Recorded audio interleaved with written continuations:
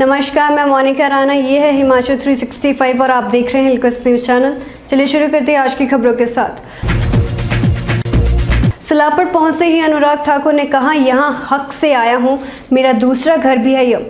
केंद्रीय मंत्री अनुराग ठाकुर का जन आशीर्वाद यात्रा हेतु जिला मंडी के प्रवेश द्वार सलापड़ में पहुंचने पर कहा कि मंडी मेरा ससुराल है और दूसरा घर भी, तो मैं इस हक से भी यहां आया हूं।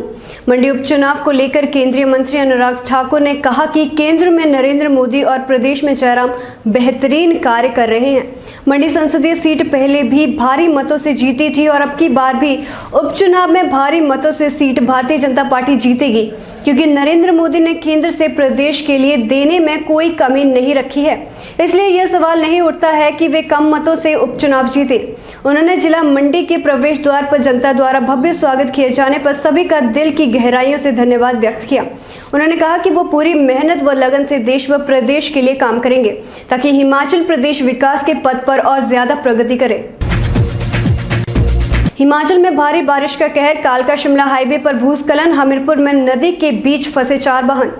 येलो अलर्ट के बीच हिमाचल प्रदेश में जारी भारी बारिश से कई जगह व्यापक नुकसान हुआ है।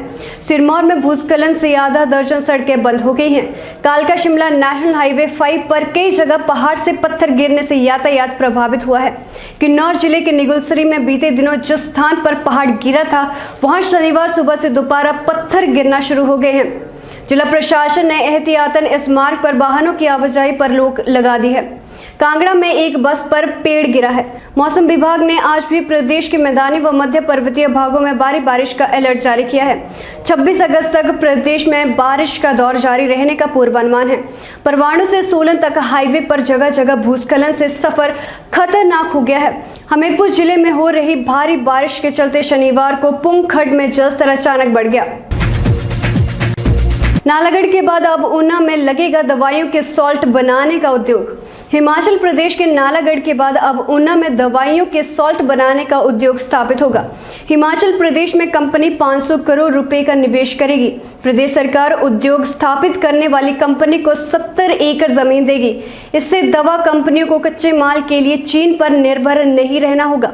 राज्य उद्योग विभाग के अधिकारियों के अनुसार कंपनी ने पहले ही अहमदाबाद में दवाइयों का सॉल्ट बनाने का उद्योग स्थापित किया है।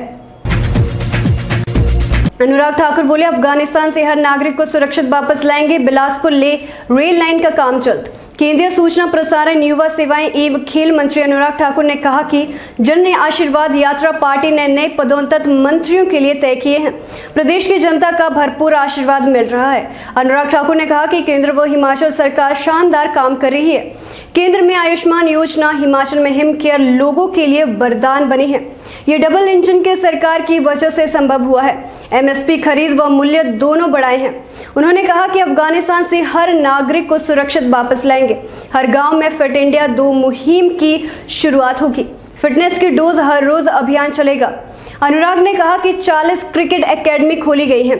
जमीन मिलेगी तो और क्रिकेट स्टेडियम बनाए जाएंगे।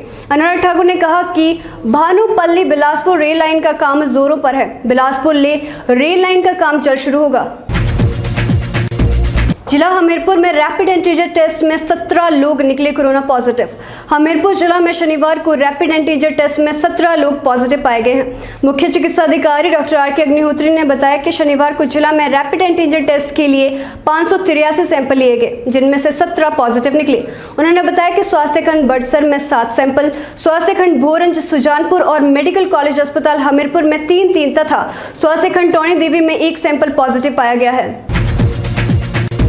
सरकार ने खाद्य तेलों पर अनुदान राशि बढ़ाई। सीएम जयराम ठाकुर बोले, 18.71 लाख राशन कार्ड धारक लाभान्वित होंगे।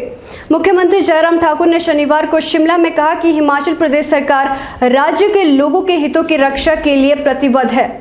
उन्होंने कहा कि विशेषकर समाज के कमजोर वर्गों को आवश्यक वस्तुओं पर उचित अनुदान प्रदान कर राहत प्रदान की जा रही है। जयराम ठाकुर ने कहा कि राज्य सरकार सार्वजनिक वितरण प्रणाली के माध्यम से प्रदेश के उपभोक्ताओं को 32 लाख लीटर खाद्य तेल प्रदान कर रही है। राज्य सरकार उद्योगपतियों को राहत प्रदान करने के लिए खाद्य तेलों में बीपीएल परिवारों को 10 रुपए प्रति लीटर और एपीएल परिवारों को 5 रुपए प्रति लीटर रुपए की सब्सिडी प्रदान कर रही है। मुख्यमंत्री ने कहा कि राज्य के उपभोक्ताओं उपभोक्ताओं को और अधिक राहत प्रदान करने के लिए प्रदेश सरकार ने बीपीएल परिवारों के लिए खाद्य तेलों पर आगामी 4 महीनों के लिए अनुदान राशि 10 रुपए से बढ़ाकर 30 रुपए प्रति लीटर व एपीएल परिवारों के लिए 5 रुपए से बढ़ाकर 10 रुपए प्रति लीटर करने का निर्णय लिया है। महबूबा के बेतुके बोल अफगानिस्तान को देखो, अमेरिका को भागना पड़ा। जम्मू कश्मीर की पूर्व मुख्यमंत्री एवं पीडीपी मुखिया महबूबा मुफ्ती ने बेतुका बयान दिया है। उन्होंने कहा कि अपने पड़ोसी अफगानिस्तान को देखो, जहां से महाशक्ति अमेरिका को अपनी सेना वापस बुलानी पड़ी।